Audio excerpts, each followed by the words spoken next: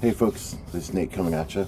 So this is my new acquisitions video, part 14. Sort of rounding out the previous 2023 saber collecting year. So the last hilt that I had on order came in mid last week from Korbanth, and so we are now officially caught up with everything that I put in orders for last year and then earlier this year. So now, we look at now the fun comes in terms of prioritizing which ones I want to get installed and and all that fun stuff. Whether or not any mods get done to any of them, weathering, all that good stuff. So this was the last saber I had out on order, and this was the Dark Obsession from it was sold by Korbanth. Now, as I understand it, this saber was a sort of a partnership between Shadowfoil Props and Korbanth. Shadowfoil Props, as I understand it, did they sort of rendered the original design for this, and then Korbanth did the distribution. So my first impressions of this. So this is Shin Hati's hilt from the Ahsoka series, and so my initial impressions of this. Is that I like the profile on this hilt. I like the thickness of it. Like it's not too thick. It's actually got a really nice diameter on the grip section. I like the proportions of it. Originally I was worried that this end space here, that's sort of the bottom end of the grip and then the pommel, I was worried that this might be a little too long, but they actually proportioned it really nicely.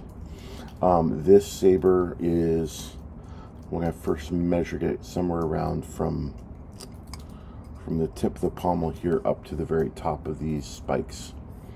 This is about 11.5 inches, just under 12 inches long. And then the actual grip space here from pommel to the bottom of the suba is right around just over 8.5 inches, like 8 3/4 inches, something like that. So a good amount of grip space. Not quite what I would call two-handed. It's a little, at least for my hand size, it's a little cramped for two-handed. It's pretty much a one-handed saber. That being said, the weight of this pommel section that's outside of the white painted grip area sort of balances nicely with the weight of the suba and the emitter. So when I hold it, it feels nicely balanced between the bottom and the top, wielding a rigging here. The one downside I will say, from what I noticed, is because the buttons are placed here, which in and of itself is fine, but what that also means is that the suba doesn't really lend itself as a choke point for wielding, only because the buttons will likely get in the way if you try and palm it right up under here, right up under the suba. But that's okay, because as I said here, this white painted grip section here is actually a really nice amount of space. I like the accuracy that they did, the level of screen accuracy from the show on this was really nicely done, all the way down to like these slats on the side of the saber here, and this little the little ring here right by the switch section. It was nicely done. Now, if I remember right, this comes apart in four pieces. So this This is sort of a longer than normal. It's a very non-standard pommel design, but it comes off this way here, and then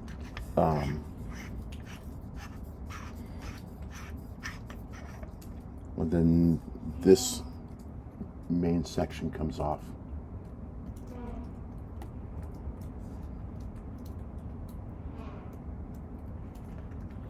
Sorry, I heard somebody down the street. Section comes off,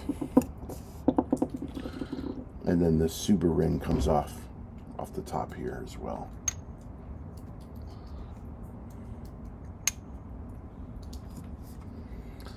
So at first glance, it looks fairly install friendly, which is nice. Which is, you know, that's always a plus.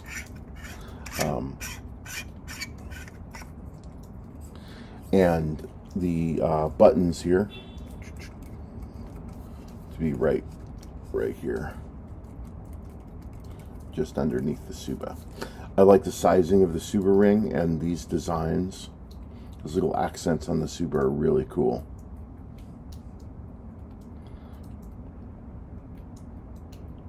Really nicely done. And also, I like how they attached these claws here. So they didn't bolt them in. They're part of this ring that was added on. So that makes me feel like they're kind of put in there a little bit sturdier. You know, and then also because there are no screws bolting this in. It allows more of the design of the claws to come out, so you don't have the screws there sort of distracting the design of it, which is cool.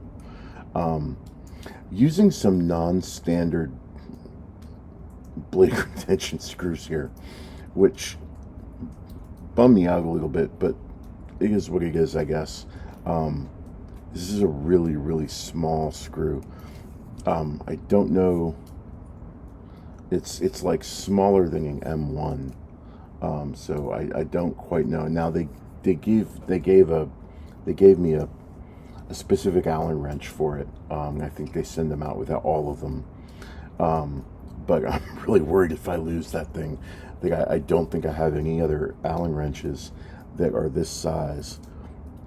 So if anybody knows this actual size, I would love to know in the comments what that size is, because I'd like to get a backup Allen wrench to make sure that I can deal with that, because that's an unusually small blade retention screw.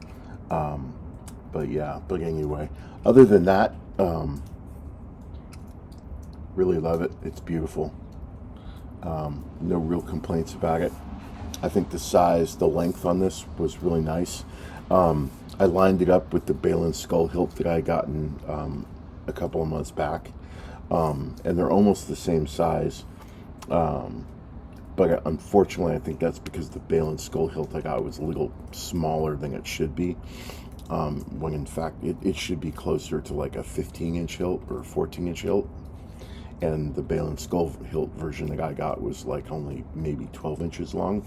So it's not that much longer than this, but I think this one is the actual correct size. So I may end up getting a second Balin skull hilt that's a little bit more screen accurate. But for now, this was actually my favorite of the two by far. In fact, this is my favorite hilt from the entire series. Ahsoka Tonga sabers notwithstanding. So I was really, really happy when this came in. Really gonna love playing around with this thing once it gets installed. So, but anyway, so yeah, this is the last of my acquisitions for 2023, early 2024. So my acquisition videos, review videos for those will probably start slowing down, because I'll be sort of tapering off my acquisitions of new hilts for a little while. I think the only other one I'm thinking of picking up in the next couple of months will be the the Lost Perigia Knight, the Perigian Knight hilt from Ignition. They did basically a nice version of Ezra's hilt. I'm thinking about picking that up. But other than that, probably going to slow down my hilt purchases for a little while now and focus on getting some of these that I have now that are empty installed, commissioned for install. So anyway, thank you all for watching. Korbanth now has these in stock, and these are a beautiful rendition of Shin Hati's saber. So I encourage you to check them out. And yeah, I will see you all on the next video. Take care. May the Force be with you.